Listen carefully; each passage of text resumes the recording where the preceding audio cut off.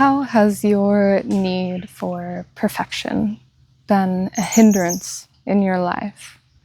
How has it held you back and created constriction towards the path of your soul's calling? I'm Natalie from the Wild Nature Channel, and today I want to talk about the concept of perfection and how we can reframe this. Purpose of my channel and what I'm here to do, and my purpose and my passion are to empower people by illuminating deeper truths, by being a guide of peeling back the layers of all of the stories and constrictions and constructs that we have placed upon ourselves and allowed ourselves to believe so that we can come to the truth of who we are. And today's a really beautiful talk because it's something that was illuminated for me, and I felt it was perfect for me to emerge back into being seen in my process, in all of its messiness and imperfection, and just allow whatever my soul wants to bring through to reach people without it needing to be perfect.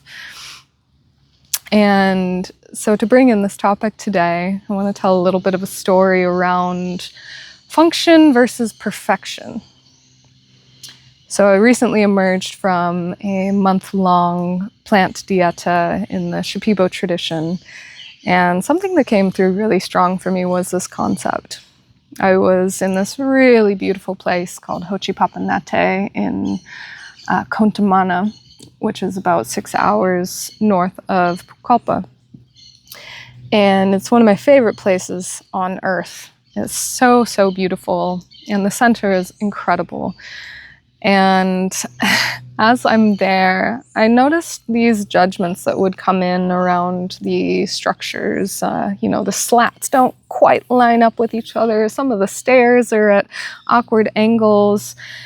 But then I came to this really beautiful realization while I was sitting in the grass and kind of contemplating the space that I was in.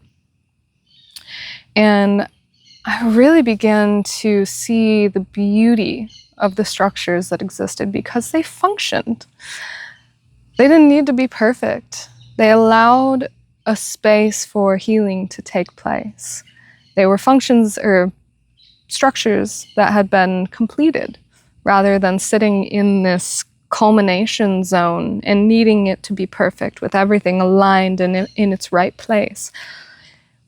And as I'm witnessing this, I begin to reflect on my own life and how I have allowed perfection to hold me back.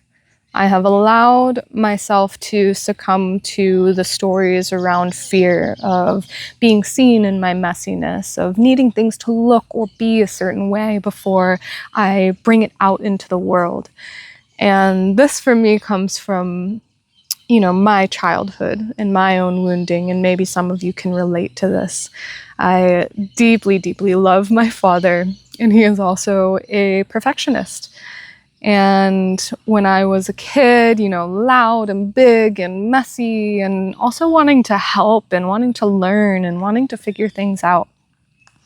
There were many times where I would offer to help, or he'd ask me to help with something, and my father has not been known to be one of deep patience, and he kind of had this expectation of you just got to know how to do things, and so it wouldn't be explained to me, and I would try to do something and do it wrong, and I would get reprimanded for doing it wrong, for not knowing how to do something the correct way, the perfect way. And so I took on this story of needing to figure things out and needing things to be in their perfect form and in their perfect expression before I actually allow them to come out into the world. And even though that story is old and it was subconsciously running behind the scenes, it still was impacting my ability to truly step out into the world and share my message. And so kind of pairing back to this analogy that I had with witnessing this beautiful Shipibo family in the center that I was at, it made me realize that when I'm stuck in this essence, this energy of perfection, I'm doing myself and the world a disservice, because the function, the purpose that I am here to pursue is that to send a message, that to inspire, that to empower. And when I'm caught up in the perfection and I never allow that message to actually enter the world, I never actually take the action to orient myself into the world in all of its imperfections and allow my process to be seen, then I'm doing myself and the world a disservice. And so when we start to flip the script on perfection and focus more on function, it doesn't have to be perfect, but does it work? Does it land? Does it reach the people that it needs to reach? In whatever field you may be in, whatever purpose you may be in, I invite you to ask yourself this question. Am I moving forward out of perfection, and by then not allowing my message, my product, my experience, what I have to share with the world, I'm not allowing it to touch the people who need it most. And I'm not allowing myself to step through in this full soul embodied, let's F around and find out. Let's allow ourselves to be messy and allow the messiness to bring an element of creativity. If we're always so focused on perfection, we don't allow ourselves to make the mistakes that actually teach us maybe a more beautiful way, a more beautiful path of bringing what we are here to bring into the world out.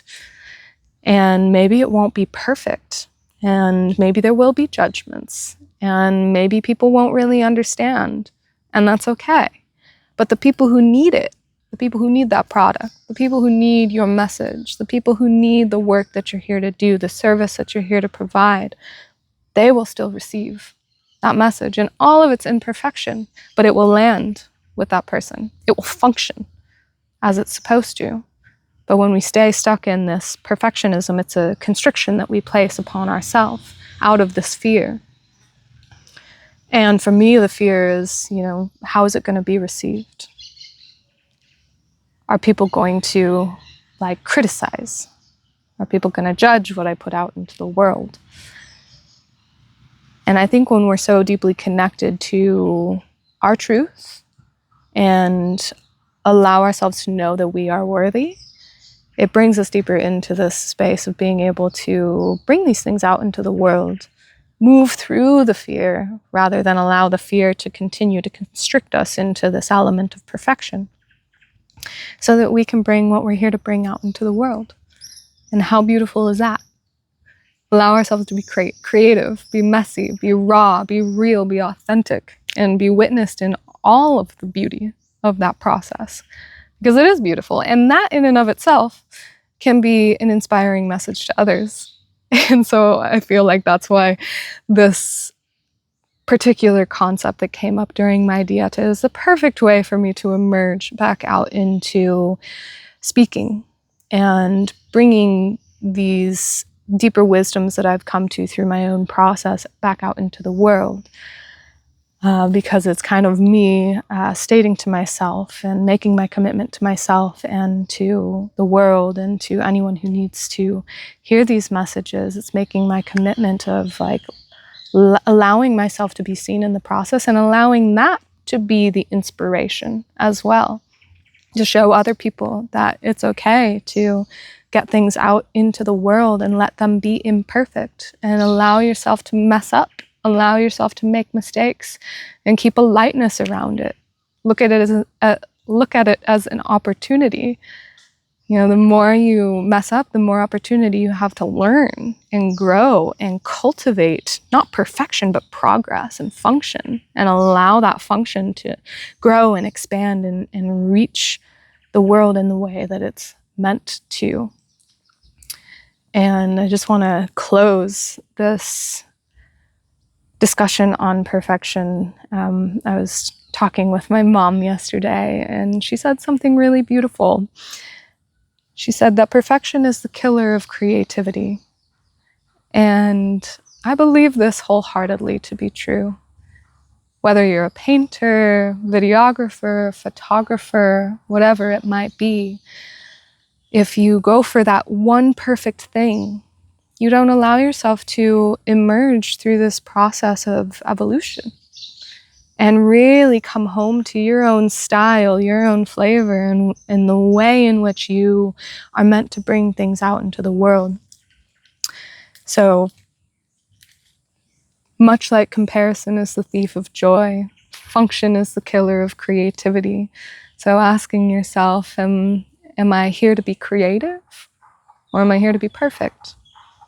Am I here to provide a function, a service, and pursue my purpose in the world? Or do I need it to be in a pretty box with a nice bow around it? There's one more piece that I'll add. When we talk about this perfection being the killer of creativity, someone shared with me once kind of this study that was done where I think it was a photography class or something like that, where they had half of the class, they said, you only have to take one picture and it has to be the best picture that you've ever taken, and whoever takes the best picture or has the best picture, they will, win some prize. And then they had the other half of the class, they said, take as many pictures as you can and then submit the one that you find best. And they found that the ones who took more pictures, messed up and found out what are the right angles, what's the right lighting, what's the right aesthetic, the balance of, contrast, and what makes me feel alive when I take these photos.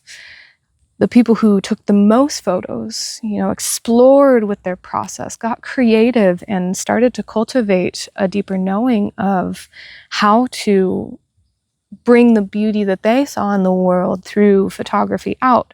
It was that half of the group that submitted the best photos, not the half that looked for the perfect shot. And so I'll just close by saying, don't try to find the perfect shot right away. The beauty emerges through the evolution of your process. And allow yourself to be seen in that process. Allow yourself to be an inspiration by exploring, evolving, rather than having it be perfect right away. Because what message would that send to someone? Oh, well, they're perfect. They had it all figured out from the get-go. So who am I to try? But that can be the message in and of itself. So function over perfection. Allow yourself to be creative. Allow your process to be messy. Allow yourself to be seen in all of it so that you can get your message, your product, your service, your purpose out into the world where it is most needed. Thank you so much for watching this video today. I hope you enjoyed it. If you feel inspired or this video really touched you, I would really appreciate a like, comment, share with anyone that you think could use this little inspiration to bring them out of perfection and into creation. And of course, subscribe to my channel. I will be making a commitment to both myself, my soul, my path, as well as to you all to be creating more regular content like this to help empower you, bring you back to your truth, and bring in more confidence in you showing up as you, unfiltered, raw, real, out into the world. Blessings to you all. Thank you.